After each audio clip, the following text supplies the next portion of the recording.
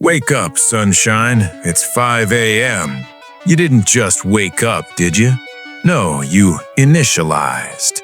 First, the ice-cold shower to shock your nervous system into compliance. Then the 10-minute mindfulness session. Ironic, considering your mind is already racing toward your inbox. Next, the gratitude journal. Because if you don't document your happiness in a leather-bound notebook, does it even count? By the time you've swallowed your supplements and biohacked your morning coffee with butter and dreams, you're already exhausted, and you haven't even left the house. Chico asks, since when did just existing become a 40-item checklist? We've turned the simple act of living into a performance review. Every minute must be extracted for value. If you're not learning a language while you poop or listening to a 2x speed podcast about venture capital while you jog, you're falling behind.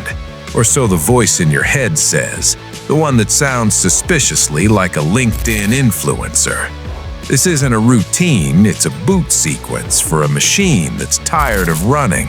We've traded the rhythm of life for the frequency of a processor.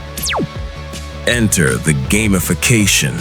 Your life is now a series of RPG quests, but the rewards are fake and the stakes are your sanity. Look at your wrist. Those rings on your watch, they aren't just data, they're a digital leash. If you don't close those circles, did your heart even beat today?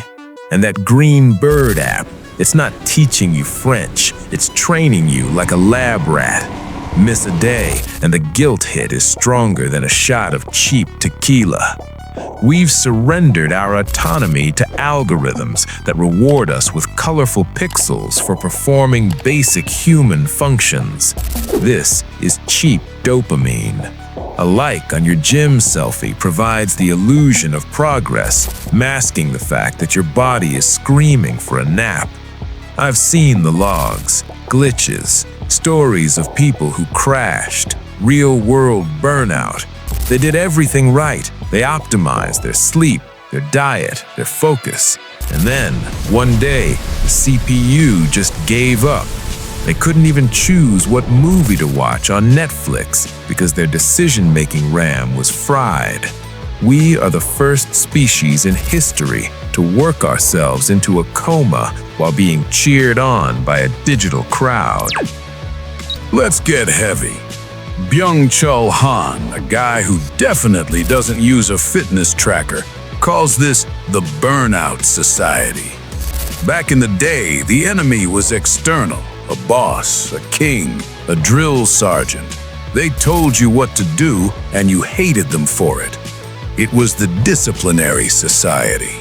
But we've evolved into something much scarier, the performance society. The external tyrant is dead. Long live the internal tyrant.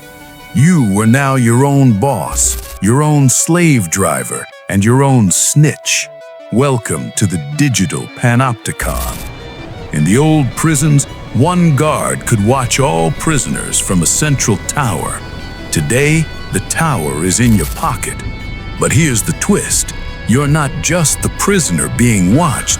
You're the guard checking the feed. You monitor your own productivity. You judge your own slack. And you punish yourself with productivity debt when you fail to meet an impossible standard. You've built a cage out of to-do lists, and you're proud of how organized the bars are. And then we have the cult of the grind, hustle culture. The people who brag about sleeping 4 hours a night like it's a superpower.